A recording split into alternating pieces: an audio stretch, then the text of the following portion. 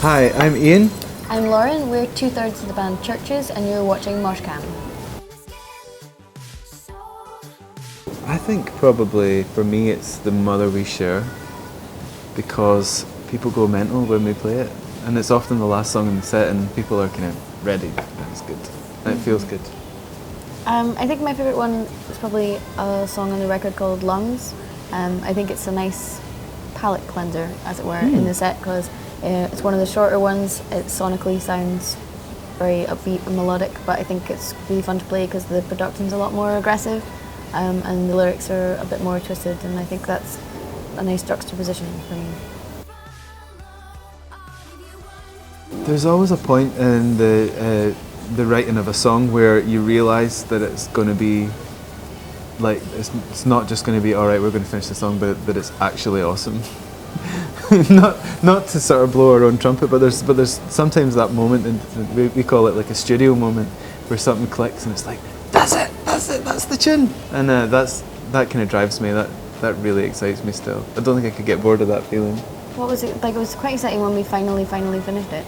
Like, because I guess for us the writing process was the recording process, because we record and engineer everything ourselves in a little studio in Glasgow. So we'd kind of been working on the record since we started being a writing band in the first place. So I think when we finally signed off on all the mixes, we were on tour in the States, and it was a nice moment, because it kind of felt like the two sides of our band, the writing bit and the live bit, were kind of colliding. Yeah. So it was nice to be able to sign off all the mixes, high five, and then go play a show. I think we had some nice pizza when we finished in New York, maybe, and we made a video when we were in New York too, and we got some nice pizza from a place called Roberta's. Roberta's in Brooklyn. In yeah. Brooklyn, it was really good. So we did that. Anyone who goes there should go there. I can tell you my least favourite moment in the whole process. We were on tour finishing in America, and we booked into a studio in Chicago to finish the mixing of the album. And we sat in the studio for about 12 hours finishing these two mixes, got them to a great point, we're really happy, did all the high five, we finished the album, and then went to listen back, and the clock on the Pro Tools machine that was printing the mixes was set to the wrong speed, so we basically had to start again. Stayed up till like 3 in the morning, like redoing what we'd just done. Human error involved in that, which made everyone feel really bad. I was so angry, But it's done now. It's done now, and it's good, we're happy. One person did shout, we have a song on, one of the songs on the Recovery EP is called Zool, and one person did shout the Ghostbusters quote where that name comes from. They were like, there is no Dana, only Zool. And I was like, fair enough, you get points for that. Any other hecklers? My mum looks me up sometimes, and she said that one of the top searches is Laura Maybury age. And I was like, that seems like a strange thing for people to be questioning all the time, because I don't know how I could be doing this and be like 15. Surely that would be some kind of child protection laws against that. Lauren's mum needs to stay off the internet. Ouch. Or needs to stop telling you what she finds on the internet. She's a wise lady, don't pick on her. Oh, well, you know, I'm not picking on her, I like your mum. She's not going to like you anymore after this. But I would like to start a very good rumour about us, like, in the hometown especially, start a really good rumour, and then Chinese whispers, and then when it gets back to you, you're like, yes! Just a really obscene one. What, that you're actually like 400 years old and we're converted to be a vampire and maybe they're Georgian. like, oh, like, she goes away, she does this and this, and it was awful, and there was pictures of her doing that, and I hear it back, I'm like, yes. It's much more exciting than the truth. Yeah, the truth is pretty boring and mundane. For me, I think it's probably the Troubadour show in LA on that last tour there.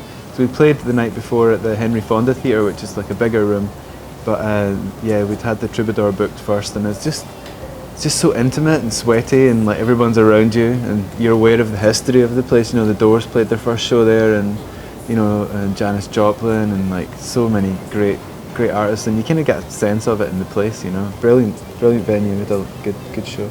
Yeah, I think we've been really lucky to play loads of different kinds of shows in loads of different places, and I think that's really amazing to us, because I never thought we would play outside the UK, let alone somewhere as far away as here. So yeah, we played a show in this really cool venue in Berlin called Berghain, and it's just like this awesome kind of wartime architecture, and it kind of feels like the club the club they go to in Blade, like the vampire club, it kind of feels like that. And like the downstairs section, I was kind of like thinking I was putting the empty cases into like a little gear closet, and I went in and there was this strange room with loads of weird like sex cupboards in it. And I was like, oh, because there's a lot of alternative club nights that happen there. And I was like, fair enough, probably won't come in here later, but it's good to know that it's there. Smelled a bit funny. It did smell a wee bit funny, and the room had a general musk of something, I don't know what it was. But the actual gig itself was really good. Yeah. A certain musk that we all know the smell of, and no one wanted to talk about. So, yeah, but it was a really cool venue, and it was a really good gig. I guess Germany is kind of known for its enjoyment of synthy electro bands, so they've been very kind to us. I think my favourite's probably the Voyager that we use on stage, the Moog Voyager. It's not. It's a monosynth, so it's not maybe as flexible as the Prophet that we use, but I love it. It's just well built. It looks beautiful. It's got history. You know, it's an evolution of the Mini Moog, and love it. I like a wee Roland Juno myself. You like the Juno? I've used them in other bands as well, and I feel it's a trusty steed. Yeah, apart from when it melts in the sun. Yeah, we played some support shots for Depeche Mode, which was very cool, but we never played in temperatures like that before. And we set up the gear and left it on stage and came back, and some of the voice chips in the synth had melted.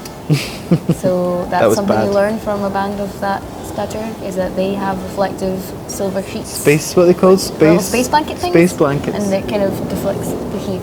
So we learned already, but we paid the price of one synth, which is not great, but that's why Musicians Union insurance is good.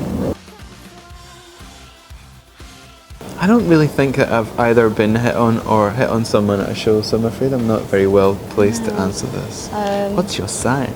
I don't know. I used to play drums in bands, and once at a bar after we'd finished the show, a really hideously drunk man came over and used the title of a Stone Roses song as an attempt to engage conversation, I don't know. And he just kind of drunkenly slurred, "She bangs the drums" at me, and I was like, I'm not sure where you're going with that, sir. And I was like, cool, I hate the Stone Roses, and I think I hate you. Aww, don't be mean about the Stone Roses. It would be a great story if I was like, and then we got past that, and now we're married and we've got 2 kids, but it totally didn't happen. So, yeah, I tend not to pick up people at shows. Probably because of that Long may experience. that continue. We like to be quite healthy on the road in terms of what we eat, because there's nothing worse than eating junk food and missing sleep and drinking booze and just feeling absolutely wrecked after like 3 or 4 days. I think it's like if you're going on tour for a couple of weeks and then you're not going on tour for like 8 months, then maybe it can be like 2 weeks of party. But if it's like you're never in your own house, you're never making your own meals, you can never like make the food that you would want to eat, then yeah, it's really boring, sensible stuff like, could we please have some fruit? Some raw vegetables and hummus. If possible, could you please give us dinner? These are the really functional, important things that you need from venues. Yeah, I don't really think we're not like, we would like 7 times pink doves and stuff like that. That's not really a practical use of your rider. I don't think you should be allowed to do those things. Plus, I think a weird thing I've noticed about venues is they provide you with bottled beer, which is very kind, but never a bottle opener. And you, like, Iain has a skill where he can open bottles with other bottles or like cigarette lighters and things, but I don't have the strength, the arm strength to do this, or the skill. I've seen you do it successfully a couple of times with a bottle of water. Have I? Yeah. I think you might have dreamed that. Really? But most of the time I'm like, oh cool, I'll take 1 beer back to the hotel, and then I get there, I'm like, well, can't open it anyway, so what's the point? And then just sit like clawing at it like a little deranged animal, like, I just want to have 1 bowl of beer. But never mind. Such is the joys of being a singer, you can't do tons of hard drinking and get away with it. Yeah, we don't have any synchronized dance moves or anything. Nothing that everybody does all at once. There's just a bit of head bopping and instrument playing, and that's about it. Do a lot of mic cable swirling. Do I? Yeah. Oh well, okay. That then. That's the answer. I think you're going to perfect it one day into some kind of like lasso type thing, where Well, you there's like that time find I some was- hot guy and you're like that. Okay. I don't know, like once I think it's just like, you know, just messing around with the cable, and then I think sometimes I just throw it away, and I accidentally hit a girl That's right. in the face with it in Austin, and I felt a bit bad, but I was like, man, it's a bonding thing, or like a really, wow, what a gig experience. I got smacked in the face by a mic cable. It's like I went to see Motley Crue or something. I don't know. What happened? We got stopped by the border patrol on the way to Texas. Like we come down from like California, we we're going that way towards Texas, and then they pulled us out of the bus at like 4 a.m. to search everything.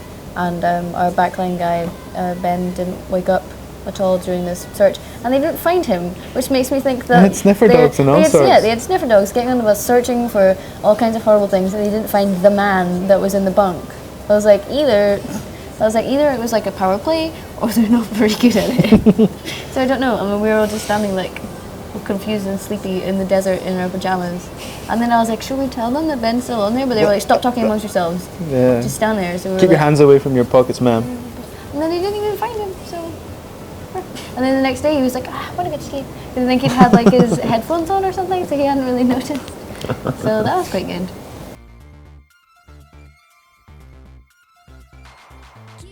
We are here to remind you that you can watch this interview and many others on the Moshcam app.